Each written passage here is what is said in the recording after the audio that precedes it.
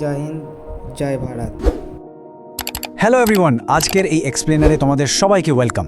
আজ আমরা গিব প্যাটেলের লেখা একটা ভীষণ ইন্টারেস্টিং আর পাওয়ারফুল কবিতা নিয়ে কথা বলবো, অন কিলিং আ ট্রি।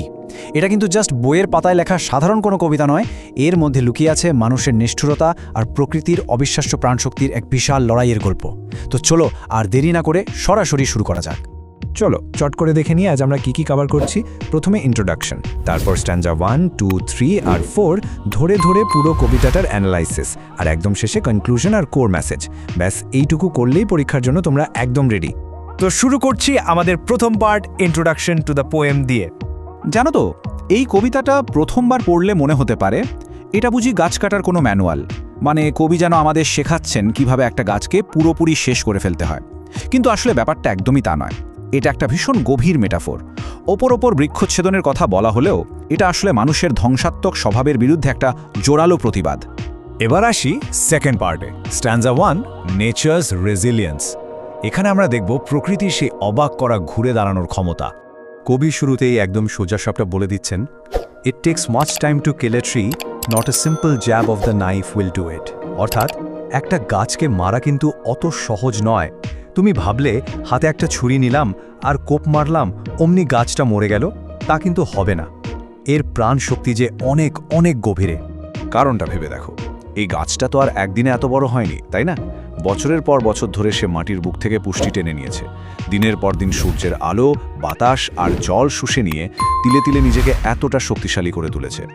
প্রকৃতির এই জিনিসগুলোই তাকে এই বিশাল শক্তিটা দিয়েছে। আর এখানেই আসে পরীক্ষার জন্য ভীষণ ইম্পর্ট্যান্ট একটা পয়েন্ট, লেপ্রোস হাইড। এটা একটা ফাটাফাটি মেটাফোর। গাছের যে রুক্ষ আর বিবর্ণ ছাল থাকে না, সেটাকে কবি একজন কুষ্ঠরোগীর চামড়ার সাথে তুলনা করেছেন। কিন্তু সবচেয়ে চমকে দেওয়ার মতো ব্যাপার হলো, ওই রুগ্ন আর শুষ্ক ছাল থেকেই আবার নতুন সবুজ পাতা জন্ম নেয়। ভাবা যায়, মৃত্যুর রুক্ষতার ভেতর থেকে জীবনের এই যে বেরিয়ে আসা, এটা জাস্ট অবিশ্বাস্য। এরপর আমরা চলে যাচ্ছি থার্ড পার্টে, স্ট্যান্জা 2, দ্য ব্লিডিং বার্ক।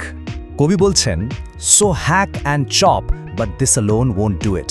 মানে তুমি চাইলে কুরুল দিয়ে গাছটাকে এলোপাথারি কোপাতে পারো, নির্মমভাবে কাটতে পারো, কিন্তু জানো তো, শুধু এইটুকু করে তুমি তাকে শেষ করতে পারবে না।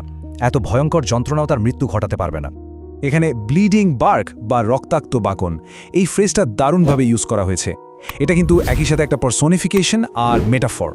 তুমি যখন কুরুল দিয়ে গাছকে কোপাও, তখন যে রসটা বেরিয়ে আসে, কবি সেটাকে মানুষের শরীর কেটে গেলে যে রক্ত বের হয় তার সাথে তুলনা করেছেন। গাছটাকে তিনি একদম মানুষের রূপ দিয়ে দিয়েছেন, যাতে ওর কষ্টটা আমরাও ফিল করতে পারি। কিন্তু প্রকৃতির ম্যাজিকটা দেখো, গাছ কিন্তু নিজের এই ক্ষত নিজেই সারিয়ে তোলে। যেখান থেকে গাছের গুড়িটা কাটা হয়েছিল, ঠিক মাটির কাছাকাছি সেই জায়গাটা থেকেই আবার ছোট ছোট কোকড়ানো সবুজ ডালপালা গজিয়ে ওঠে। আর মানুষ যদি আবার এসে বিরক্ত না করে, তাহলে ওই ছোট্ট ডালগুলোই কিন্তু আবার আগের মতো বিশাল রূপ নেবে। প্রকৃতির এই পুনর্জন্মের কোনো শেষ নেই। এবার আসি ফোর্থ পার্টে, স্ট্যান্জা 3, আপরুটিং দ্য সোর্স। এখান থেকে কিন্তু কবিতার সুরটা একদম বদলে গিয়ে ভীষণ ডার্ক আর ড্রামাটিক হয়ে যাচ্ছে। হঠাৎ করেই কবি যেন শিউরে উঠে বলছেন, no, the root is to be pulled out of the anchoring earth. মানে না, শুধু ডাল কাটলে কিচ্ছু হবে না। গাছটাকে যদি সত্যিই পুরোপুরি মারতে চাও, তাহলে তার শেকড় উপরে ফেলতে হবে। যে মাটি এতদিন তাকে নোঙরের মতো শক্ত করে ধরে রেখেছিল, সেই নিরাপদ জায়গা থেকে তাকে টেনে হিচড়ে বের করতে হবে। আর এই শেকড় উপড়ে ফেলার কাজটা কতটা ভয়ঙ্কর জানো? প্রথমে তাকে শক্ত দড়ি দিয়ে বাঁধতে হবে, তারপর কোষে টাইট করতে হবে, তারপর প্রচণ্ড জোরে টান দিয়ে মাটি থেকে পুরোপুরি ছিঁড়ে বের করতে হবে। পুরো ব্যাপারটা কতটা নিষ্ঠুর আর ক্যালকুলেটেড, বুঝতে পারছো? এখানে আর্থকেভ শব্দটার মানেটা একটু ভালো করে বুঝে নাও, পরীক্ষায় এটা বারবার আসে। এটা একটা মেটাফর। মাটির নিচে অন্ধকার যে গর্তে শেকড়টা এতদিন নিরাপদে লুকিয়েছিল, সেটাকেই আর্থকেভ বলা হয়েছে।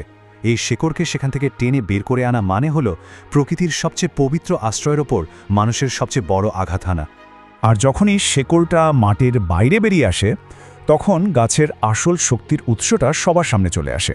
এই শেকড়টা সাদা আর ভিজে ভিজে, কারণ এটা তো চিরকাল মাটির নিচেই ছিল, কখনো সূর্যের আলো দেখেনি। এটাই গাছের সবচেয়ে সেন্সিটিভ আর সিক্রেট পার্ট, যেটা এতকাল মানুষের চোখের আড়ালে একদম সেফ ছিল, আর আজ সেটা কতটা অসহায়। এরপর পার্ট 5, স্ট্যান্জা 4, দ্য ফাইনাল ডেথ। শেকড় উপড়ে ফেলার পর শুরু হয় গাছের একদম শেষ পরিণতি। কবি লিখছেন, then the matter of scorching and choking in sun and air. একটু ভেবে দেখো কি অদ্ভুত একটা ট্র্যাজিক আইরনি, তাই না?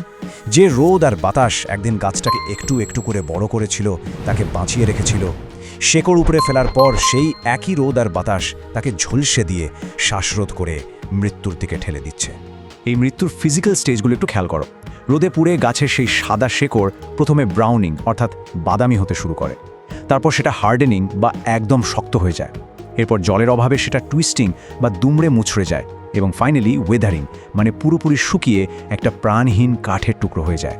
আর একদম শেষে এসে কবি বলছেন and then it is done, এবং তারপর কাজ শেষ হয়।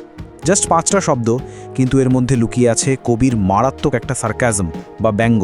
প্রকৃতির বুকে মানুষের এই ধ্বংসযজ্ঞ যেন অবশেষে সাকসেসফুল হলো, গাছটা সম্পূর্ণ মৃত্যু ঘটল। তো আমরা চলে এসেছি আমাদের লাস্ট পার্টে, কনক্লুশন অ্যান্ড কোর মেসেজ। পুরো ব্যাপারটা পরীক্ষার জন্য একটু সামারাইজ করে নিই। একদিকে রয়েছে এর লিটারাল বা আক্ষরিক অর্থ, যেখানে ধাপে ধাপে একটা গাছকে পুরোপুরি মেরে ফেলার একটা কৃষিকাজের গাইড দেওয়া হয়েছে।